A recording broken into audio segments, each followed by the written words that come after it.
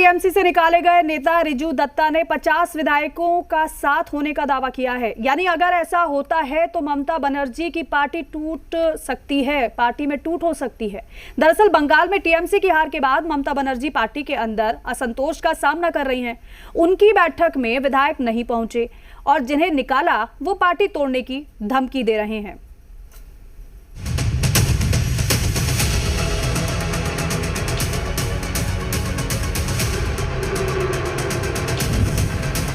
मुख्यमंत्री की कुर्सी क्या गई, बंगाल में ममता बनर्जी का खौफ खत्म हो गया। ये बात हम नहीं, वो लोग कह रहे हैं जो कल दीदी के साथ थे, ममता बनर्जी के करीबी का दम भरते थे, वो आज खुद को असली टीएमसी बता रहे हैं।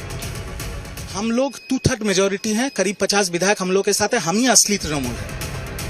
टीएमसी में ममता बनर्जी की हैसियत को चुनौती देने वाले इस शख्स का नाम रिजू दत्ता है।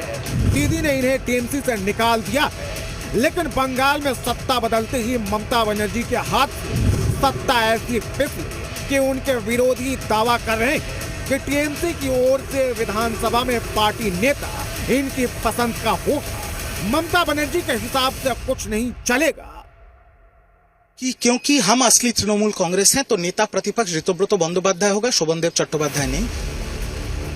बंगाल में दीदी की हार के बाद से ही टीएमसी के अंदर उठापटक की खबरें आने लगी। बंगाल में महाराष्ट्र वाला मॉडल चलने की अटकलें तेज हो गई, लेकिन अब रिजू दत्ता खुलकर सामने आ गए।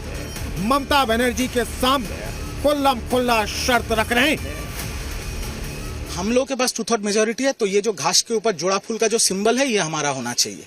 शिवसेना महाराष्ट्र मॉडल अभी बंगाल में चल रहा है। बीते कुछ दिनों से अलग अलग नगर पालिकाओं के बहुत से पार्षदों ने इस्तीफा दे दिया है। संकट इतना गहरा गया है कि अगले साल होने वाले नगर निगम चुनावों से पहले कई नगर बोर्ड भंग किए जा चुके हैं।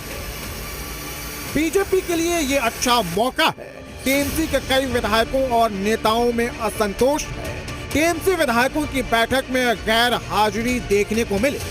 ममता की मीटिंग में 80 में से सिर्फ 20 विधायक ही पहुंचे, जबकि 60 गैर हाजिर रहे और बैठक स्थगित कर दी गई।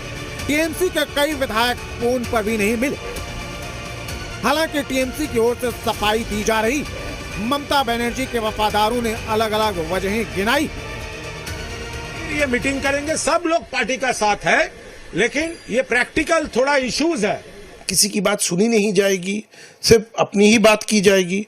तो जहां हमको भी अपने बोलने का मौका नहीं मिलेगा, जहां प्रोसेस फॉलो करके विधानसभा का क्या कानून है उसको मद्देनजर रखते हुए अगर आप आगे नहीं बढ़ पा रहे हो तो मीटिंग में जाने का मतलब है वक्त जाया करना। राज्य में महाराष्ट्र मॉडल का शोर सुनकर बीजेपी भी चौकन्ना हो गई है।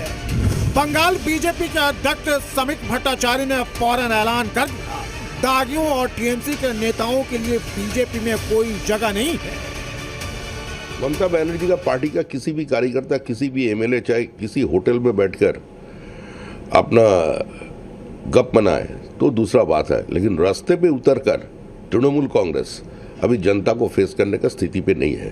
तृणमूल कांग्रेस के खिलाफ आवाज उठा रहे हैं, एक दूसरे को पीट रहे हैं। तो ऐसा स्थिति पे ममता जी नजर हटाने के लिए दिल्ली का बात कर रहे हैं। अब बड़ा सवाल ये है कि बंगाल में क्या होने वाला है।